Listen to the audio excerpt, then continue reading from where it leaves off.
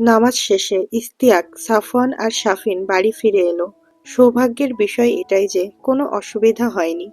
শাফিন আর সাফওয়ান দুজনেই শেষের কাতারে দাঁড়িয়েছিল। নামাজ শেষ হওয়ার পর দুজনেই আগে আগে বেরিয়ে গেছে, যার জন্য সাফওয়ানকে আর কোনো প্রশ্নের মুখোমুখি হতে হয়নি। যদিও ইশতিয়াককে অনেক প্রশ্ন করেছে যে সাফওয়ান কেন এইভাবে মাস্ক পরে, চশমা পরে, চোখ মুখ ঢেকে এসেছে। ইশতিয়াক বলে দিয়েছে যে সাফওয়ানের ডাস্ট অ্যালার্জি আছে প্রচুর, তাই বাইরে বেরোলে সবসময় এসব পরেই বের হয়। ইশতিয়াকের কথা মেনেও নিয়েছে, কেউ আর কোনো প্রশ্ন করেনি। দুপুরে খাওয়া শেষে খাবার টেবিল থেকে উঠে যাওয়ার সময় রুমাইশা শাফিনকে বলে গেল যেন খাওয়া শেষ করেই ওর সাথে ওর রুমে দেখা করে। শাফিনও মাথা নাড়িয়ে সম্মতি জানালো। রুমাইশা রুমে গিয়ে বিছানায় গা এলিয়ে দিল। ভাত ঘুম দিতে ইচ্ছে করছে খুব, কিন্তু এখন ভাত ঘুম দিলে হবে না, জঙ্গলে তার যেতেই হবে। ওর মনে যে সন্দেহের দানা বেঁধেছে সেটা পরিষ্কার না হওয়া পর্যন্ত ওর শান্তি লাগবে না। শাফিন এলো কিছুক্ষণ পর, এসে রুমাইশার পড়ার টেবিলের চেয়ারটা টেনে বসে পড়ল। হ্যাঁ আপু বলো। রুমাইশা দুই পা ভাঁজ করে হাঁটু বুকের কাছে নিয়ে দুই হাত দিয়ে হাঁটু জড়িয়ে ধরে দেওয়ালে পিঠ ঠেকিয়ে বসে আছে। শাফিন যে রুমে এসেছে, চেয়ার টেনে বসেছে, সেদিকে ওর কোনো খেয়ালই নেই। রুমাইশাকে এক ধ্যানে মেঝের দিকে তাকিয়ে থাকতে দেখে শাফিন উঠে এসে রুমাইশার চোখের সামনে আঙুল দিয়ে তুড়ি বাজালো। হতচকিত হয়ে ভাবনার জগৎ থেকে ফিরে এলো রুমাইশা। বিছানায় ভালোভাবে বসতে বসতে বলল, তুই কখন এলি? শাফিন আবার চেয়ারে বসতে বসতে বলল, এত ভাবনা চিন্তায় মশগুল থাকলে দেখবা কিভাবে? কি এত ভাবছিলে বলো তো শুনি? আমার ভাইকে নাকি? দুষ্টু হেসে বলল শাফিন। শাফিনের দিকে চোখ চোখা করে তাকালো রুমাইশা, পরক্ষণে মুখে হাসি এনে ভ্রু নাচিয়ে বলল, যাই বলিস, তোর ভাইকে কিন্তু আজকে হেব্বি লাগছিল। রুমাইশার বলার ধরন দেখে হাসলো শাফিন। তারপর ভাব নিয়ে বলল, ভাইটা তো আমার, বুঝতে হবে। রুমাইশা মুখ ভেঙচিয়ে বলল, হয়েছে থাম। তারপর বিরতি নিয়ে বলল, তোকে যে কারণে ডেকেছি, বাইরে থেকে ঘুরে আসি চল। ঘুরতে যাওয়ার কথা শুনে শাফিন খুশি হলো খুব। উৎফুল্ল হয়ে বলল, সত্যিই যাবা? কোথায় যাবা বলো? গদখালি যাবা, নাকি সাগরদাড়ি, নাকি ঝাপা ব্রিজে, বোট ক্লাবে যাবা? রুমাইশা চোখ পাকিয়ে বলল, অত নাচিস না, আমি আশেপাশে ঘুরতে যাওয়ার কথা বলছি। তারপর কিছুক্ষণ থেমে আবার বলল, চল জঙ্গল থেকে ঘুরে আসি। জঙ্গলের কথা শুনেই শাফিন চুপসে গেল। বলল, কোনো দরকার নেই, সাফওয়ান ভাইয়া আগের দিন বলেই দিয়েছে আমরা কেউ যেন জঙ্গলে না যাই, আর খুব প্রয়োজনে গেলেও যেন ডোবার ওপাশে না যাই। সেই ডোবা পর্যন্তই চল, তার ওপাশে তোর আর যাওয়া লাগবে না।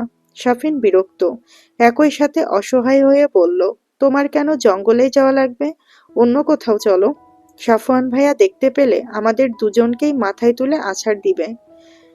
এত বোঝানোর পরও রুমাইশা বুঝল না, জঙ্গলে যাওয়ার জন্য প্রস্তুতি নিল। অগত্যা শাফিনকেও বাধ্য হয়ে রুমাইশার পেছন পেছন যেতে হলো। দুজন মিলে জঙ্গলের ভেতর হাঁটতে শুরু করলো। হাঁটতে হাঁটতে একসময় সেই ডোবার ধারে চলে এলো রুমাইশা আর শাফিন। ডোবার চারপাশে জংলি ফুলগুলো এখনো আছে। পানিটা এত স্বচ্ছ যে ডোবার তলা পর্যন্ত স্পষ্ট দেখা যাচ্ছে। কিন্তু আশ্চর্যের বিষয় হচ্ছে, ডোবার পাড়ে কিছু কিছু অংশে মাটি ভেজা। দেখে মনে হচ্ছে কেউ এখানে এসেছিল আর পানিতেও নেমেছিল, কিন্তু কোনো পায়ের ছাপ দেখা যাচ্ছে না। তাই ঠিক কি হয়েছে বুঝলো না রুমাইশা। এই ডুবাই নামার মতো তো আশেপাশে কেউ নেই। সাফওয়ানদের বাড়িটা তুলনামূলক একটু ভেতরেই, আশেপাশে 3টা কি 4টা বাড়ি আছে, কিন্তু সেগুলো সাফওয়ানদের বাড়ি থেকে কিছুটা দূরে অবস্থিত। আর ওসব বাড়ির কেউ জঙ্গলে আসবে বলে মনে হয় না। শাফিন যদিও এসব খেয়াল করেনি, হাঁটতে হাঁটতেও ক্লান্ত। কিছুক্ষণ সেখানে দাঁড়ানোর পর শাফিন বলল, চলো আপু ফিরে যাই, আর সামনে যেতে হবে না। জানোই তো আগেরবার কি দেখেছিলাম আমরা। কিন্তু রুমাইশা শাফিনের কোনো কথা পাত্তা না দিয়ে সামনে হেঁটে চলল। শাফিন পেছন থেকে জোরে বলে উঠল, কোথায় যাচ্ছ আপু? সামনে যেও না আর, বাড়ি ফিরে চলো, সাফওয়ান ভাইয়া শুনলে খুব রাগ করবে। রুমাইশা হাঁটা থামিয়ে বলল, তোর ভাইয়াকে তুই না বললে জানতে পারবে না। তুই গেলে আয়, নইলে আমি চলে গেলাম, তুই এখানেই থাক। অগত্যা রুমাইশার জেদের কাছে হার মেনে শাফিনও সামনের দিকে এগোলো। কিছুক্ষণ হাঁটার পর ওরা আগের দিনের সেই খোলামেলা জায়গায় এসে পৌঁছালো। সাফিন আর একটু এগোতে চাইলো না। রুমাইশা আরো একটু সামনে গেল। এখানে এসেই চারিদিকে সতর্কতার সঙ্গে চোখ বুলালো রুমাইশা।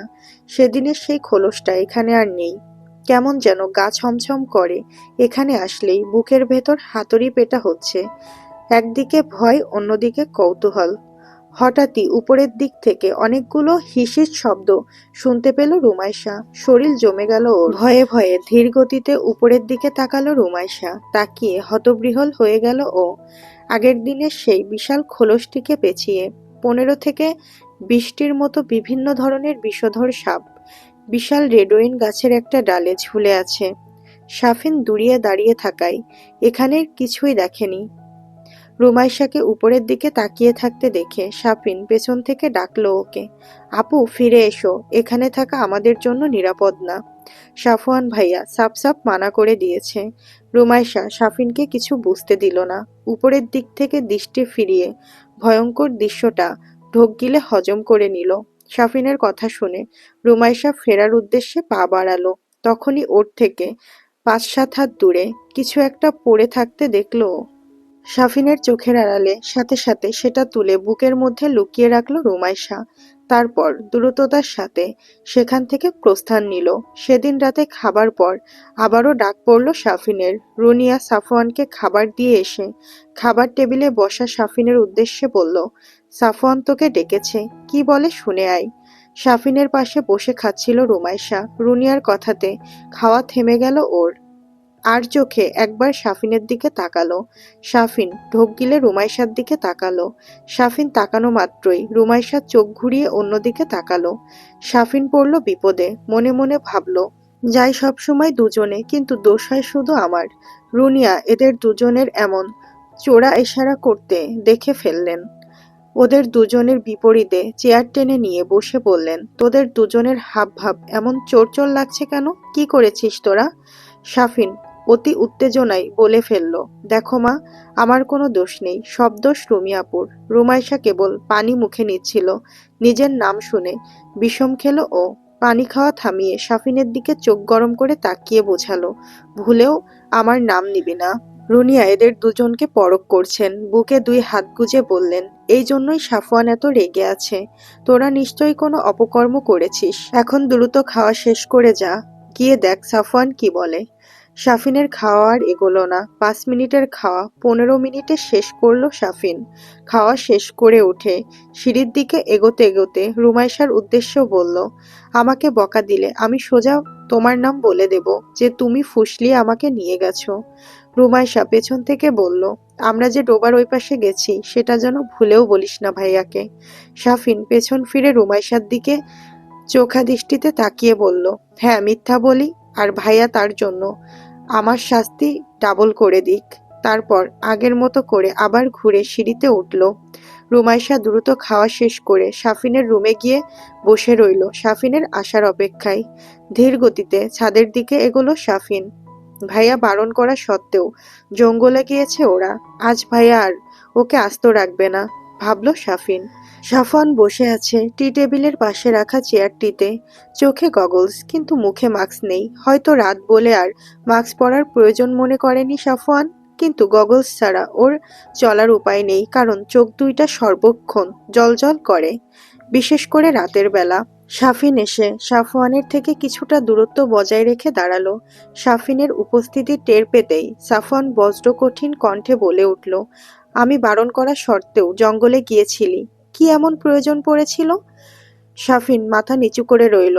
ভাইয়ার ধমকে চোখের কোণে পানি জমল ওর। ছোট থেকে আজ পর্যন্ত বড় ভাইকে বড় ভাইয়ের মতো করে পায়নি সাফিন। যেটুকু পেয়েছে সেটুকু হয়তো ফর্মালিটি, নয়তো ধমকাধমকি। এক মুহূর্তেই ভাইয়ের দেওয়া সকল ধমক চোখের সামনে ফুটে উঠল ওর। অভিমানে কান্না দলা পাকিয়ে ঠেলে উঠতে চাইল। অনেক চেষ্টা করে চোখের পানি আটকে রাখল সাফিন। সাফিনকে চুপ থাকতে দেখে আবারও কঠিন স্বরে বলে উঠল সাফওয়ান, কিসের জন্য জঙ্গলে গিয়েছিলি? আর গিয়ে কতখানি উপকার হয়েছে তার উত্তর না দিয়ে এখান থেকে যাবি না। তার আগে এক পা এখান থেকে নড়াবি না। শাফিন নিজেকে সংযত করে কিছুটা সময় নিয়ে বলল, রুমি আপু বলেছিল যেতে। আমি না গেলেও রুমি আপু একাই চলে যেত, তাই বাধ্য হয়েই আমিও গিয়েছিলাম আপুর সাথে। সাফওয়ান প্রচুর রেগে গেল, চিবিয়ে চিবিয়ে বলল, রিমুর কি কাজ ছিল ওখানে যে ওর যেতেই হলো? আর কত দূর পর্যন্ত গিয়েছিলি? শাফিন আমতা আমতা করে বলল, ডো ডোবা পর্যন্তই ভাইয়া। সত্যি করে বল, কোন পর্যন্ত গিয়েছিলি? আবারও বজ্রকণ্ঠে বলল সাফওয়ান। এমন রুমাইশা হঠাৎ করেই ছাদে চলে এলো ওদের কাছে। শাফিনের ঘরে বসে ওর মন টেকেনি, তাই নিজেও ছাদের দিকে এসে চুপচাপ দাঁড়িয়েছিল। শাফিনের ঠিক পাশে এসে দাঁড়ালো রুমাইশা, তারপর চোখ নামিয়ে নরম গলায় বলল, শাফিনকে বকবেন না ভাইয়া, ওকে আমিই নিয়ে গিয়েছিলাম জোর করে। ও যেতে চাইছিল না, তবুও দোষটা আমারই। আমাকে বকা দিন, ওর কোনো দোষ নেই। সাফওয়ান রক্তচক্ষু নিয়ে তাকালো রুমাইশার দিকে, কিন্তু চোখ ঢাকা থাকায় রুমাইশা বা শাফিন কেউই বুঝল না যে সাফওয়ানের চোখ দিয়েই তাদের গিলে খাচ্ছে। চেয়ার ছেড়ে বসা থেকে উঠে দাঁড়ালো সাফওয়ান, তারপর হেঁটে একেবারে রুমাইশার সামনে এসে দাঁড়ালো। সাফওয়ানের সামনে রুমাইশা আরো নুইয়ে পড়ল। কোনো রকম একটু উপরের দিকে তাকিয়ে দেখার চেষ্টা করলো সাফওয়ানকে, কিন্তু সাফওয়ানের বুক ছাড়া অন্য কিছুই চোখে বাঁধল না। সাফওয়ান নিজের ডান হাত দিয়ে রুমাইশার চিবুক ধরে উঁচু করে উপরের দিকে নিল। সাফওয়ানের খসখসে হাতের স্পর্শে রুমাইশার নরম চিবুকে লাগতেই কেঁপে উঠল রুমাইশা, নিঃশ্বাস যেন আটকে গেল ওর। চোখ দুইটা বন্ধ করে ফেলল, ভুলেও চোখ খুলল না। রুমাইশার মুখটা উঁচু করে খুব মনোযোগ দিয়ে দেখতে থাকলো সাফওয়ান। পাশেই শাফিন মাথা নিচু করে দাঁড়িয়ে আছে, মাঝে মাঝে আর চোখে দেখছে সামনে কি হচ্ছে, তারপর আবার চোখ নামিয়ে নিচ্ছে। সাফওয়ান রুমাইশার মুখে চোখ বোলাতে বোলাতেই শান্ত কিন্তু গম্ভীর কণ্ঠে বলল, এটাই তোমার লাস্ট ওয়ার্নিং। এরপর যদি আমি তোমাকে জঙ্গলের আশেপাশেও দেখি, সেটা তোমার জন্য মোটেও ভালো হবে না, মিস রুমাইশা কাদের। সাফওয়ানের মুখে তুমি সম্বোধন আর নিজের পুরো নাম শুনে রুমাইশা বেশ ভালোভাবেই টের পেল সাফওয়ানের রাগের বহর। কথাটা বলে আরো কিছুক্ষণ রুমাইশার মুখখানা ভালোভাবে দেখে ওকে এক প্রকার ধাক্কা দিয়ে ছেড়ে দিল সাফওয়ান। সাফওয়ানের থেকে ছাড়া পেতেই জোরে মুখ দিয়ে দম ছাড়ল রুমাইশা। এতক্ষণও একটিবারের জন্য চোখ খোলেনি। সাফওয়ান নিজের রুমের ভেতর যেতে যেতে বলল, আমি যা বলেছি সেটা মাথায় রাখবি দুজনেই। এখন যার যার রুমে যা। তারপর ঘরে ঢুকে ধাম করে দরজা লাগিয়ে দিল। শাফিন আর রুমাইশা একসাথে নিচে নেমে এলো। এই নিয়ে দুজনে আর একটা কথাও বলল না। যদিও রুমাইশা বুঝল যে শাফিন ওর উপর অভিমান করে আছে, কিন্তু ওর অভিমান কাল ভাঙানো যাবে। আজও একটু ব্যাপারটা হজম করে নিক। রুমে গিয়ে সাফওয়ানের বলা প্রত্যেকটা কথা নিজের মস্তিষ্কের ভেতর বারবার পুনরাবৃত্তি করতে থাকলো রুমাইশা। নিজেকে একটু ধাতস্থ করে নিয়ে তারপর পড়তে বসলো। 2টার দিকে পড়া শেষ করে বিছানায় যাওয়ার প্রস্তুতি নিল রুমাইশা। বুকের ভেতর থেকে জঙ্গলে পাওয়া বস্তুটি বের করে টেবিলের ড্রয়ার ওপেন করে সেখানে রাখলো। তারপর বিছানা ঠিক করে বৈদ্যুতিক আলোর সুইচ অফ করে দিয়ে শুয়ে পড়ল। রাতের চতুর্থ প্রহরে শুরুতে আকস্মিক ভারী শব্দে সদ্য নিদ্রা যাওয়া রুমাইশার তন্দ্রা ছুটে গেল। বুঝল আজ আবারও কেউ উঁচু থেকে লাফ দিয়ে মাটিতে পড়েছে। সাথে সাথে বিছানা ছেড়ে উঠে জঙ্গলের দিকে জানালার কাছে গিয়ে দাঁড়ালো রুমাইশা, কিন্তু পর্দা সরানোর পর বুঝল দুর্ভাগ্যবশত আজ জানালার গ্লাস লাগানো হয়নি।